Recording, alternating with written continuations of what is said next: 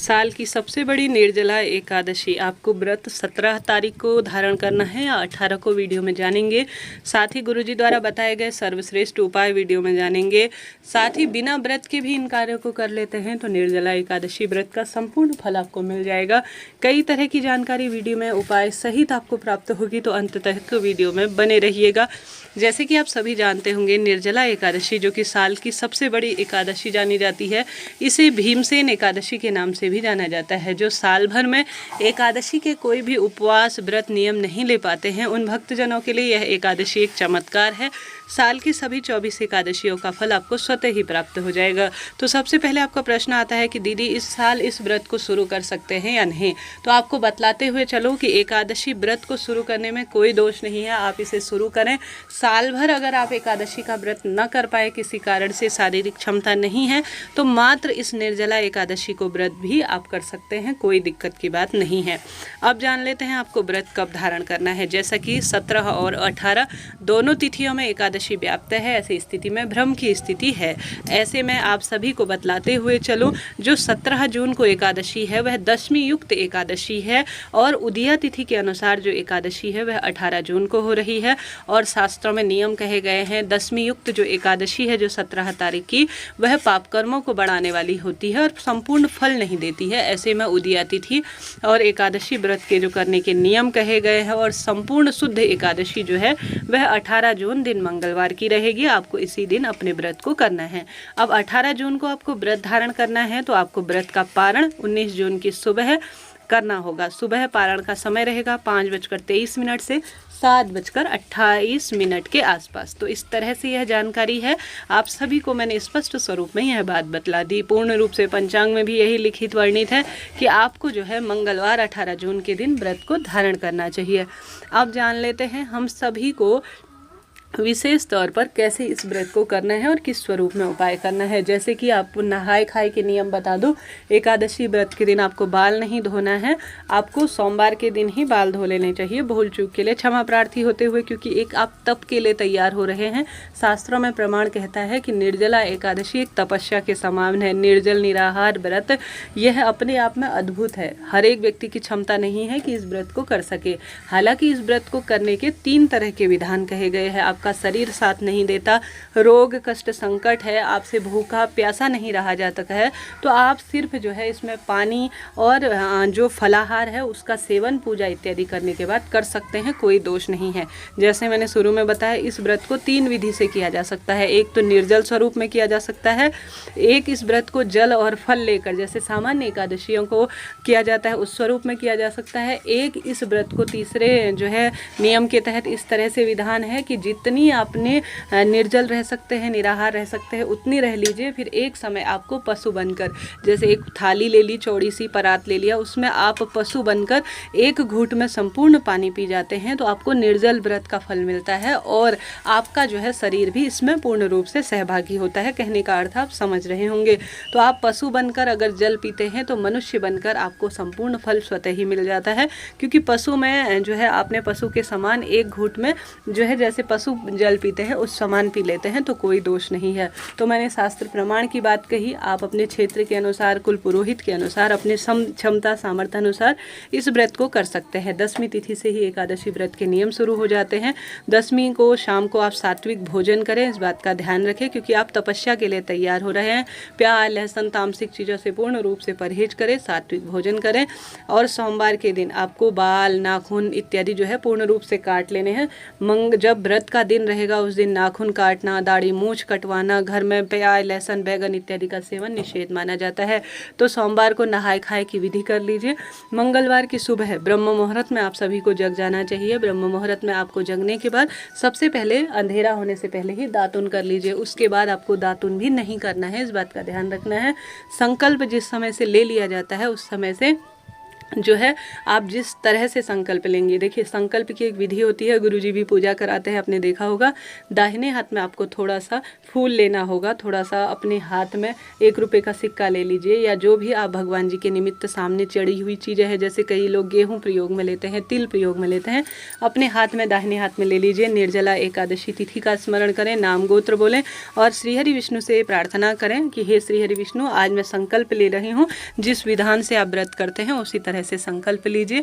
और आज मैं जैसे आज निर्जला व्रत ले रही हूँ तो उसका संकल्प लें, जल पीकर व्रत ले रही हूँ, अर्थात जिस विधान से आप करना चाहते हैं उस विधि से आप संकल्प ले लीजिए। उसके बाद वह चीज़ आप ज़मीन पर छोड़ दीजिए। अब पूजा में आप एक अखंड दीप लगाएं, संभव हो, नहीं तो सामान्य उस समय गोलबत्ती का घी का दीपक लगाएं। उपाय के स्वरूप में सबसे पहले आप सभी को विशेष तौर पर जो गुरुजी कहते हैं वह उपाय आपको शिव मंदिर में करना है या घर के मंदिर में भी आप कर सकते हैं, इच्छा आपकी है। आपको पितरों का आशीर्वाद प्राप्त करने के लिए एक मिट्टी के पात्र में कलश भर लेना है। चाहे तो आप सभी जो है स्टील तांबे का जैसा भी पात्र हो उसमें जल भर लीजिए, और उसमें आपको कुछ भी विशेष मिलाने की आवश्यकता नहीं है, सिर्फ मटके से जल भर लीजिए। और मेरे पितरों को भी मेरी एकादशी का पूर्ण फल प्राप्त हो, रोग कर्ज संकट पीड़ा से मेरे परिवार को मुक्ति मिले, ऐसी प्रार्थना करते हुए स्वधा स्वधा स्वधा 3 बार बोलते हुए आपको शिवलिंग पर जल चढ़ा देना चाहिए। तो प्रथम में तो आपको यह उपाय करना है। चाहे तो स्वधा स्रोत का भी आप पाठ कर सकते हैं। स्वधा जो है माता पार्वती की नानी जी मानी जाती है, जो कि पितरों की देवी हैं, और पितृ इससे प्रसन्न होते हैं और खुशियाँ परिवार में आना स्वतः ही आरंभ हो जाती हैं। इसके पश्चात दूसरा उपाय, अपने घर के मंदिर में आप सभी को शंख में कच्चा दूध भर लेना है, और कच्चा दूध भरने के बाद आप सभी को उसमें तुलसी पत्र डालना है। शंख माता लक्ष्मी का स्वरूप है, तुलसी पत्र माता लक्ष्मी का स्वरूप है, और अपने आप में कच्चा दूध तो चंद्रमा को मजबूत करता है, रोग संकट कष्ट पीड़ा का भी निदान कर देता है। तो कच्चा दूध भरकर तुलसी पत्र डालकर शंख में ओम नमो भगवते वासुदेवाय इस महामंत्र का जाप करते हुए आप सभी को श्री हरि विष्णु के लड्डू गोपाल स्वरूप, विग्रह स्वरूप, कोई से भी स्वरूप हो, उनको आपको स्नान करा देना चाहिए। ऐसी मान्यता है, इससे श्री हरि विष्णु इस सेवा से प्रसन्न होकर खुशियों के भंडार भरते हैं। आपने देखा होगा इस्कॉन इत्यादि टेम्पल में या राधा कृष्ण के जो मंदिर हैं वहाँ पर आप सभी ने इस कार्य को करते हुए देखा होगा। इसका परम सुख कहा गया है। साथ के साथ इस नियम का भी आपको ध्यान रखना है कि एकादशी तिथि में आपको किसी भी स्वरूप में तुलसी में जल नहीं चढ़ाना है। परंतु आपके प्रश्न आते हैं कि दीदी अगर जो है हम सभी तुलसी में जल नहीं चढ़ा पाएंगे तो किस स्वरूप में आप सभी अपनी पूजा करें। तो आप सभी को बताते हुए चलूँ कि आप सभी को तुलसी का एक पत्ता पहले के दिन, थोड़े दिन पहले ही आपको, जैसे तुलसी के पत्ते पहले ही तोड़कर आपको रख लेने हैं अपने पास। और तुलसी के पत्ते किसी भी स्वरूप में बासी नहीं होते, उनको आप भगवान जी को भोग लगाने के स्वरूप में रखिएगा। अब आपको श्री हरि विष्णु को विधि विधान से स्नान ध्यान करना है और रोली चंदन मोली अक्षत इत्यादि उन्हें समर्पित करना है। अक्षत इस दिन प्रयोग में नहीं लिए जाते, माफ़ करें, काले तिल इत्यादि प्रयोग में ले। साथ के साथ प्रभु के नाम मंत्रों का स्मरण करते हुए भगवान जी की पूजा आराधना संपन्न करें। तत्पश्चात आप सभी जितना संभव हो भगवान जी का स्मरण करते हुए पूरे दिन भर में निर्जल निराहार रहते हैं तो अत्यधिक श्रेष्ठ है। एकादशी व्रत की कथा सुने, तुलसी माता के समक्ष घी का दीपक लगाएं, जल न चढ़ाएं, इस बात का ध्यान रखें, परंतु दीप आपको लगाना है। पूरे दिन भर में आपको एक महादान करना है मिट्टी के जल के पात्र का। आप सभी को एक जल का कलश ले लेना है, एक लोटा ले लेना है, उसमें एक स्वास्तिक बना देना है हल्दी का, उसके मुख पर आप सभी को मौली बांध देनी है, उसके अंदर थोड़ा सा कुछ चीनी डालनी है और अपने घर से जल भर लेना है। जल भरने के बाद भगवान जी के समक्ष आपको इस मिट्टी के कलश को रखना है। मिट्टी का कलश नहीं रख सकते, तांबे स्टील जैसी आपकी इच्छा है दान करने के लिए वह रख सकते हैं।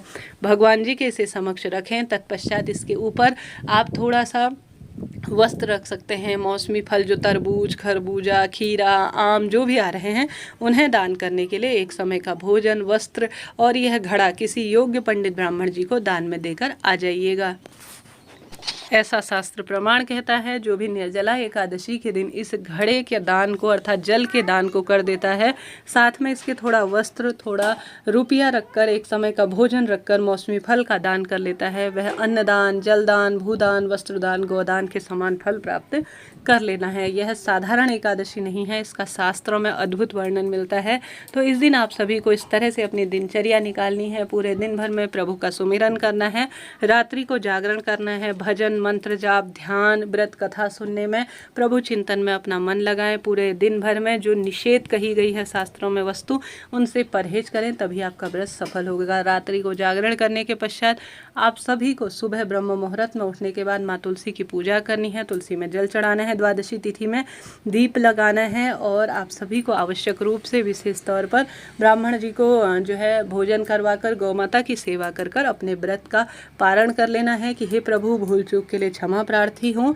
आप सभी का मैंने यह तप किया, आपने मुझे चुना, आपने योग्य समझा, मेरे जीवन को आपने सफल बना दिया।